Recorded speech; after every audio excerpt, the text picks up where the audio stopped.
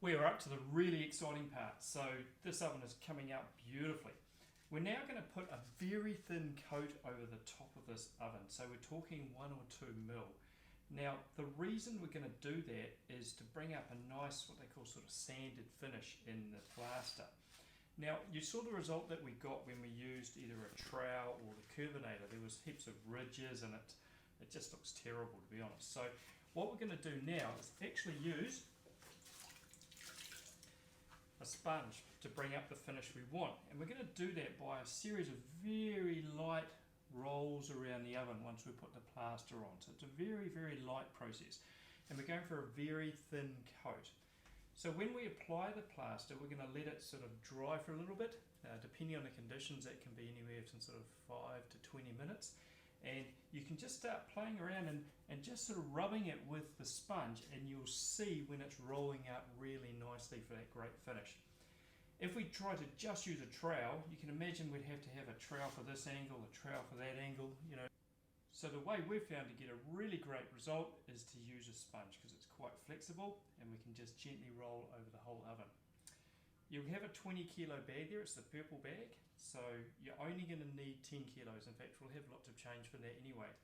So measure out 10 kilos in a bucket, and then mix in 2.25 litres of water, so 2,250 mils exactly. What you want to do is hand mix it, so with a spade, agitate it, so don't use a hand, and then you're going to use your power drill with a paint mixer attachment or a plaster attachment if you've got one, to really whip it up. So we're going to really rip into the product and mix it up well. Let it sit for 5 minutes, then rip into it again. Now I've just gone around and masked off the different areas that I want a nice neat finish on.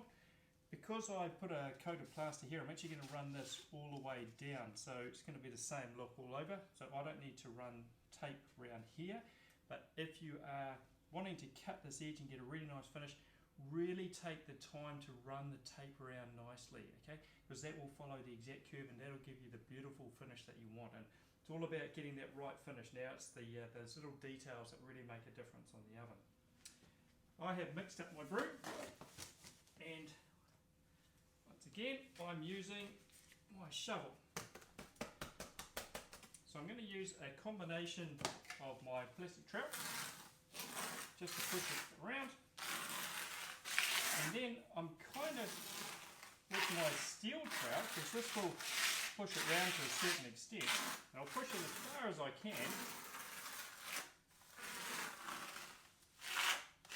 really working down, just getting the material as thin as I possibly can over this with this plastic trowel. So you see how far just that one blob has spread over the oven there. Really sorry about that graunching noise, it's a bit hard to do without the graunching. Now unfortunately you're going to need your rubber gloves again, Joy, but if you use a sponge in water, and we're going to be cleaning this quite regularly in the water, it's really tough on your hands, it's really angry, and it can actually get quite painful, the cracks and abrasions you get, so really you need gloves. Not the fabric back ones, because the water will just pour in there and weaken your hand further. So just use your rubber gloves. It will make your day a lot better. Now, once I put that on,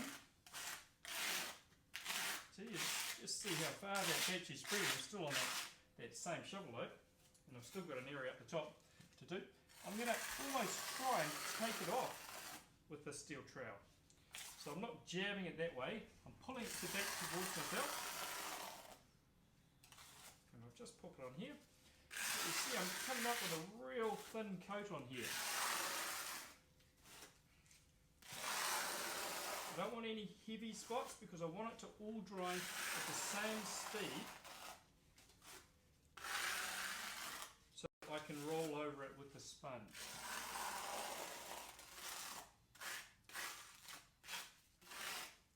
So I don't know if you can see that, I'll give you a close-up shot actually of just how thin I'm getting the material there. So that's just a close-up, and you can sort of see how thin that material is on there. So really light coat. And over here you can make out the details of where the trowel or the scrape has been, but there's no major lumps. So just as thinly spread as you can and as evenly spread as you can is the key. If you've got a heavier spot, so a spot that's got more than another spot, what happens is that dries at a different rate, so it's got more moisture in it obviously, and so it's more difficult to roll out at the same time as the lighter coat. I've got all this excess here, and with it on my trowel I might as well spread it on here.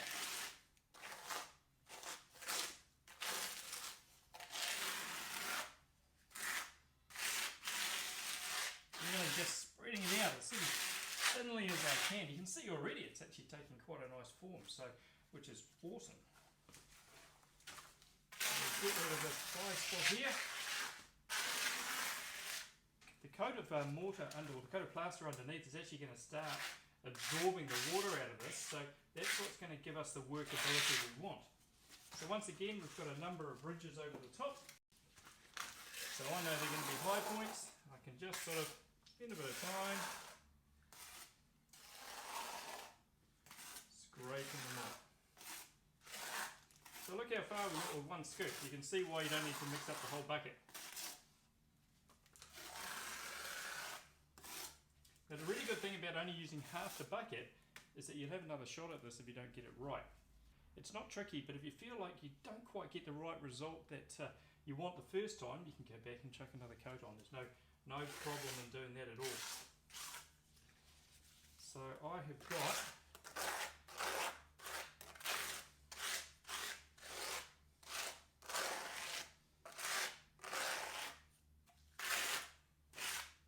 all that way on one scoop, one light scoop of material. So I'm going to keep going, keep working it on. I'm literally just smearing it on, so you're gonna be amazed at what the sponge does in terms of the finishing that you get from it. So I might as well just do this area down here so I can sponge it all off at once. Certainly not going to need that much, so take it over here. I'm not losing a lot of pressure as I go, so I'm really just lightly scraping it across.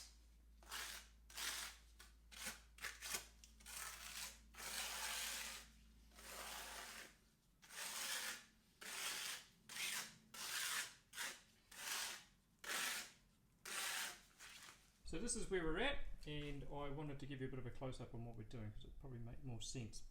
So as you can see, this bit, I've pushed it down as much as I can with a trowel, and I've also used a scraper. Now I'm just going to gently rub. That might make you feel a bit classic.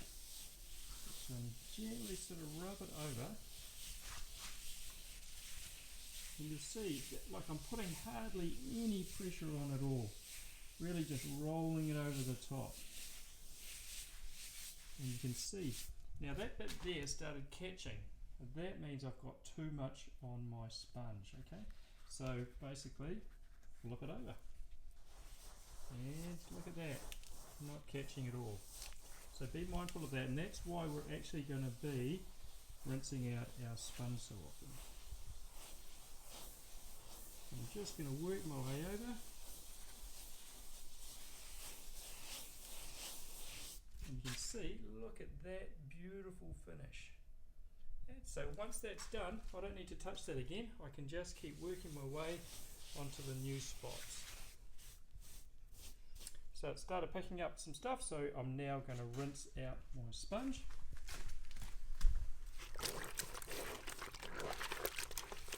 Let me give it heaps to try and get as much as I can off. And then I'm going to really wring it out. So I don't want water dripping off it or anything. Wring it out as much as you can. And we are in business again. See how easily that comes up? It's a really, really cool product. But you've got to wait for that just to start setting a little bit by a bit of moisture coming out of the material into the back plaster there. And we are humming, absolutely humming. Just using a nice circular motion. Honestly, I'm putting virtually no pressure on this at all.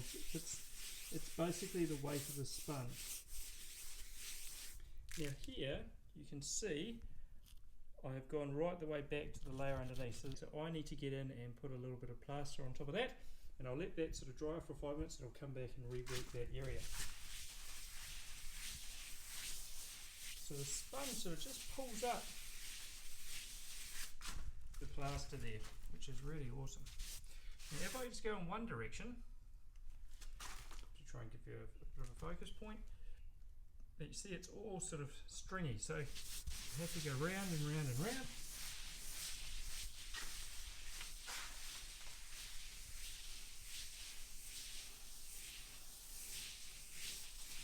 And you don't want to go overworking it.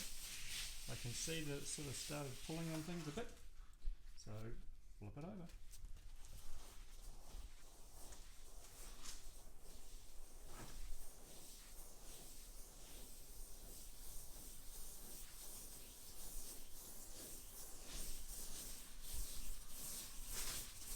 That finish is just looking fantastic.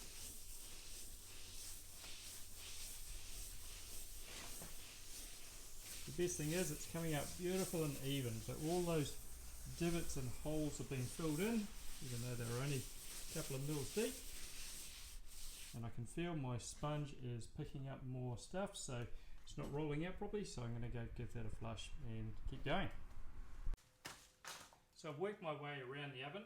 I had a bit of a bare patch here, so I've smeared some on, and I've sort of left it for 5 minutes. I've gone and done something else, so don't forget to come back to it. And I will just very gently, I can't overemphasize how gently you need to do it. So you really don't want to rub it off. It's such a thin layer that you want to basically keep the material on there and just spread it around. You don't want to be hauling the material off, so just to be very, very gentle with it. And just gently sort of work your way around the different areas. And once it's looking good, don't overplay with it, just leave it. Up here is a little bit thin, so I'm just going to gently work that down. I can sort of use the shape of the sponge to create that and just gently work it out until I'm happy with the finish and I'm comfortable that it's nice and flush with the surrounding plaster. So around the top of this flue here, I'm just going to gently, I don't have much choice, I can't go like that up here, so I'm just going to sort of pull that sand up. So I'm just going to sort of gently pull that sand up with the sponge. And I'll just work my way around the whole thing.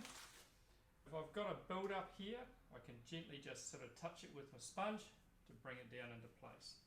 So shouldn't be a lot of work to be done. Shouldn't take you a huge amount of time to do this process. And like I said, you're going to have enough material to have another go at it anyway. So if you find it hasn't quite worked out the way you want, then you can jump in and do it again. So I'm just filling a little hole there, and I'll just sponge that out till I'm happy. Now the paint is your friend, so if you're planning on painting your oven, which I hope you are, then paint will cover a lot of imperfections anyway, so hey. But I am just loving the way this oven has come up. It's looking fantastic. I've got a real even coat. I've got no more pits and divots and things. They're all leveled out, and I can just leave this.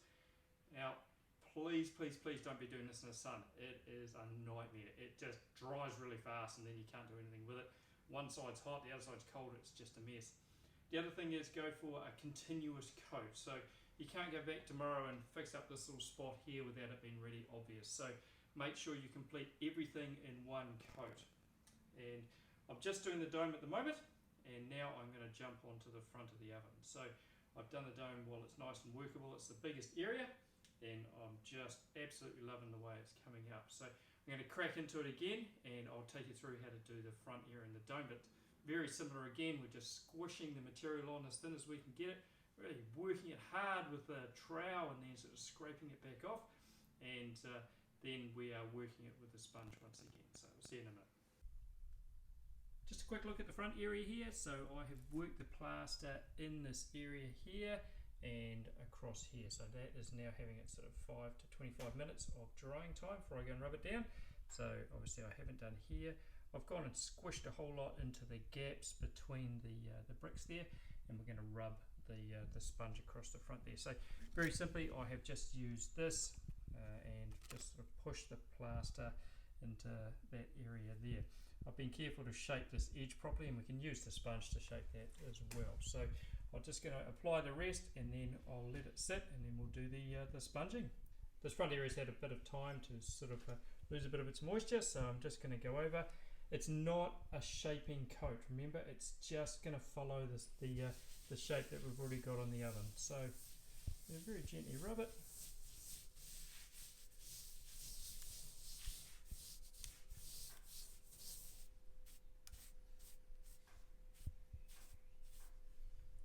And look at that easy. So that area is now done. So I don't need to touch that again. It was just an easy, light rub down. So if you're hitting it too early, you'll find it sort of pulls off and sticks too much to the sponge even though it's clean. So that's how you tell. Or if the material's too thick on there, you haven't got a show of rolling it around with the sponge. So make sure it's nice and thin. Got to be nice and thin. Get stuck into it, and I'm going to just go over these now and rub down across the face of the bricks so I get a nice level surface across all my bricks. See, that one's a little bit wet, and that's an example of what happens when it's too wet. Maybe a little bit thick in there. You can just go over and wipe all these down and work my way.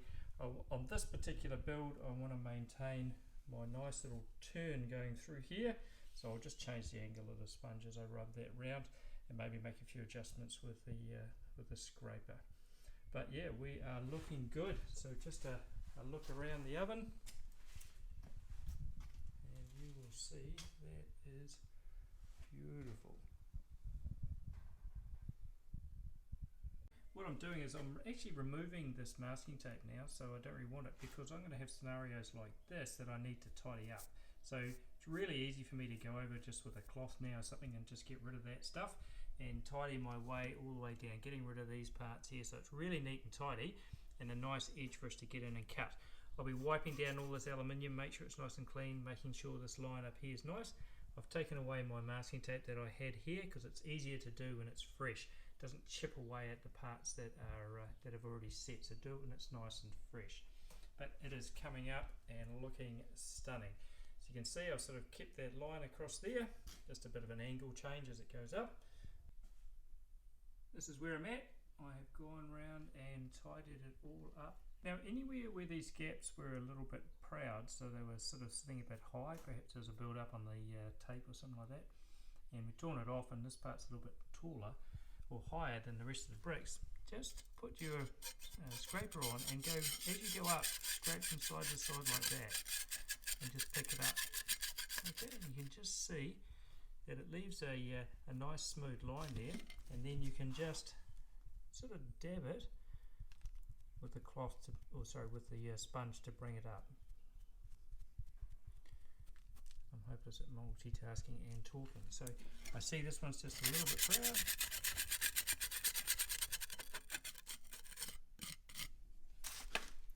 Like that, and if you just dab it a little bit, it'll bring up enough of the texture that it won't be obvious afterwards.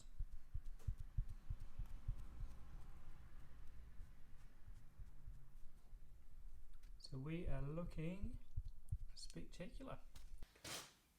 We are done on that coat. Now I've taken quite a bit of time just going around and making sure all the tiny little details are right. So over the main dome here, you just you'd obviously work fairly quickly to make sure it doesn't dry off too much. But around the front arch here, I've actually taken a fair amount of time to make sure everything's looking nice and symmetrical and level. I've taken little dabs of plaster and patted it in, then gently rubbed it off with a sponge. So this is the part that's going to give you that real classy finish to the oven. So we want to make sure we get it right. Now remember, if this coat hasn't gone very well and you suddenly go, phew, I've got a lot to learn, you can actually go back tomorrow, and as soon as tomorrow, 24 hours, and throw in another coat. So you've got 10 kilos of product left. I've still got quite a bit of material in my bucket, but I like to overmix for this coat because you definitely don't want to run out of material. Just a quick recap, make it as thin as you can over here. Wipe it very gently with the sponge, so you don't want to take too much of the cement out, just the minimum amount of rubbing to get it nice and level and bring out that sanded look. If your sponge is too wet, you're going to draw too much of the cement out and it'll really weaken it, so you don't want to do that. Really wring your sponge out when you pull it out of the bucket. So work your way over the whole dome and then do the front and follow the steps that we made. But it's a really easy product to work with, and it gives such an amazing result. You get a bit of sunshine on it, it really makes the textured outside of the oven look amazing. So we are almost there. Now I'm going to leave this for 24 hours, and then if I'm happy with my coat and I'm not doing another one, I'm going to very lightly with a hose or just a pump bottle or something, give it a dampen off just to help it to cure, because obviously this outside coat is going to dry pretty quickly. You can see the sort of motley look on the oven already, and that's just the material actually drying off, so it's very thin. So if we can give it a little bit of a burst after 24 hours, just like a mist to dampen it down, that's great. You've got to try and keep it out of the sun if you can. Don't be wrapping Glad wrap over it and everything, because that will change the texture of it. So we need to stay away from it until it's nice and dry.